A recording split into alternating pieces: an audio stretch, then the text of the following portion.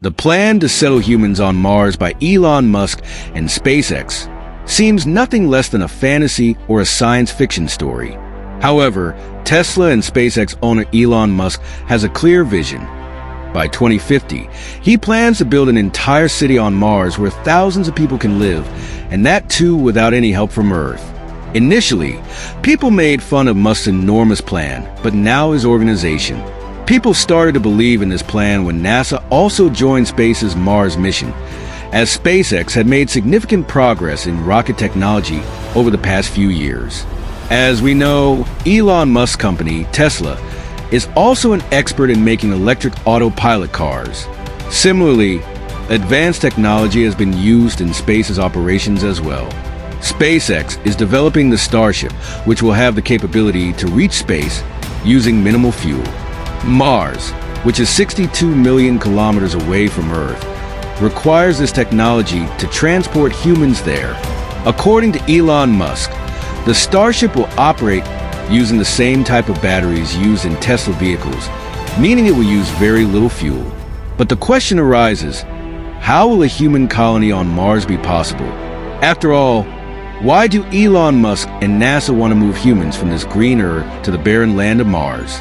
There's no oxygen to breathe, no food or water, and no shelter in temperatures as cold as -100 degrees Celsius. How can humans live there? When even the basic facilities for human living are not available on Mars, how will it be possible to create a human colony there? These are the questions that will be answered in this video. First, let's discuss why there is even a need to send humans to Mars when all the natural facilities for human life are available here on Earth. For many centuries, the research conducted on the health of our planet Earth has unfortunately yielded negative results. Scientists say that ever since humans began using fossil fuels, such as petrol and gas, the Earth's temperature has been continuously rising. A time will come when this temperature will become so high that life on Earth will no longer be sustainable. Life on Earth will no longer be possible for living beings. According to a survey, the Earth's average temperature is increasing by 1 degree Celsius every 10 years. This means that in the hot regions where humans currently live, if this continues, in 150 years from now, it will be impossible for humans to survive. Due to the rising temperatures, glaciers are rapidly melting at a faster pace. Because of this, the chances of floods, cyclones, and tsunamis are increasing. It's not just about fuel consumption.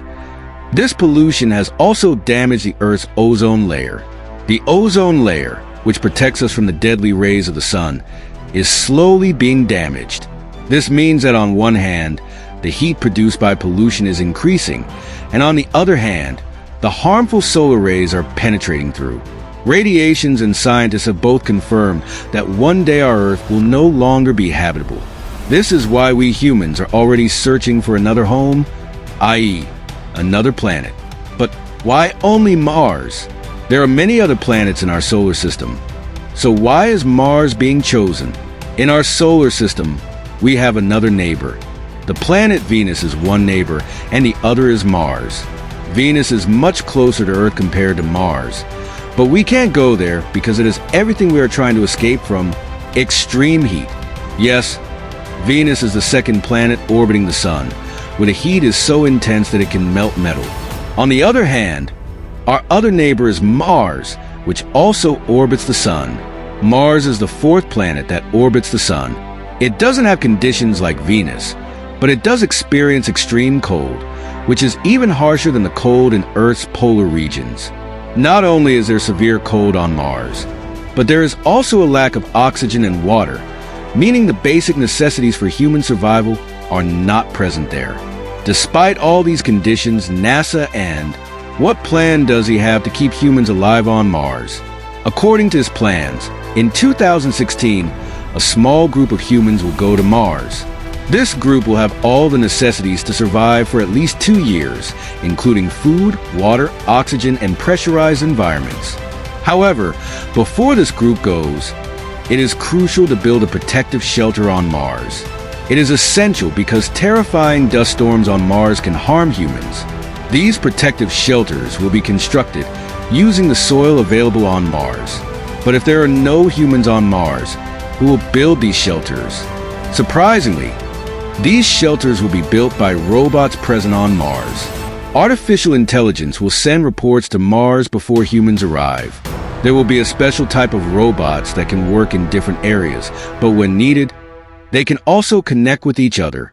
These robots will work much faster than humans, equipped with camera sensors, soil excavation tools, and 3D printer units. Solar-powered robots will first use sensors to analyze this type of soil. They will find a location where the special soil is more abundant and establish their base unit there. Among these robots, those responsible for excavating will dig up the soil and collect it, while smaller robots will transport the soil to the refining unit. After refining, this soil will be delivered to the 3D printer unit, which will print layer by layer. This work will continue for months, and it can be monitored from Earth. Once this phase is complete, the second phase for the robots will begin. Now, a group of humans will land on Mars for the first time. Since this is their first landing, they will have a lot of supplies. The robots present on Mars will welcome the humans and assist them by carrying their supplies. They will carry the supplies from the landing site to the base unit, and inside the center of the base unit, smaller units will be stored that will automatically expand. This is necessary because the atmospheric pressure on Mars is very low. For this reason, humans will live in these pressurized units, meaning artificial pressure will be created inside these units similar to that on Earth. All these pressurized units will be interconnected, and to provide electricity to these units, a solar farm will be established with the help of robots. If a person needs to go outside the base unit, a special lock will secure the door so that the internal pressure remains intact when the door is opened. Now, it will be time to build a greenhouse on Mars to enable vegetation. According to scientific research, Mars has the potential for vegetation. In the beginning, only potatoes and beans can be planted inside the greenhouse. As these plants grow, they will produce something very essential for Mars: oxygen. Yes, these plants will provide oxygen to humans in addition to vegetables. However, this oxygen will not be sufficient, so there will also be a need to generate more oxygen on Mars as soon as possible. Arrangements will be made. Interestingly, this experiment has already been conducted by the Mars rover. A special device that will operate using solar energy will extract carbon dioxide from the atmosphere and pass heat and electrical current through it, separating oxygen. It will also be able to produce oxygen. For food, they will only have 2 meals available. But the Mars rover has already detected frozen water beneath the Martian surface, so this water will also be utilized. Ultimately, the humans sent to Mars will be able to survive without assistance from Earth and, when necessary, can return to Earth as well. But will it all continue like this? Will the people going to Mars never be able to step outside their cabins? If they have to live the same way on Mars, what was the need for all this elaborate setup? Scientists don't have a solution to this problem, but they believe that if certain changes can be made to Mars's climate, it could help regulate its temperature. If the temperature on Mars increases, then perhaps in the next 100 or 200 years, Mars could be as lush and green as our Earth is now. According to scientists, raising the temperature on Mars could allow life to thrive there again, and the ideas being proposed for this are hard to believe. One idea comes from an IT student named Margarita Marianova, who suggests using robots too. Factories should be built that operate day and night solely for the purpose of emitting smoke. This smoke would create conditions on Mars similar to those currently happening on Earth, such as global warming. On the other hand, Elon Musk has also proposed an idea for increasing Mars temperature: the use of nuclear weapons on Mars.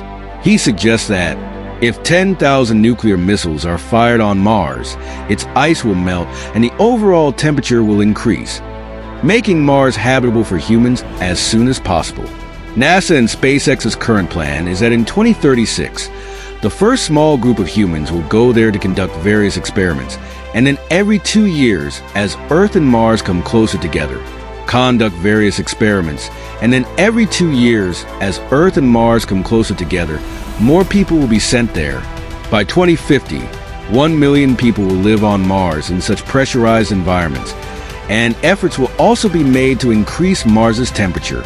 They believe that with solar energy after 200 years, they will succeed in transforming Mars into a planet similar to Earth will go. I hope that you all will like and share this video generously.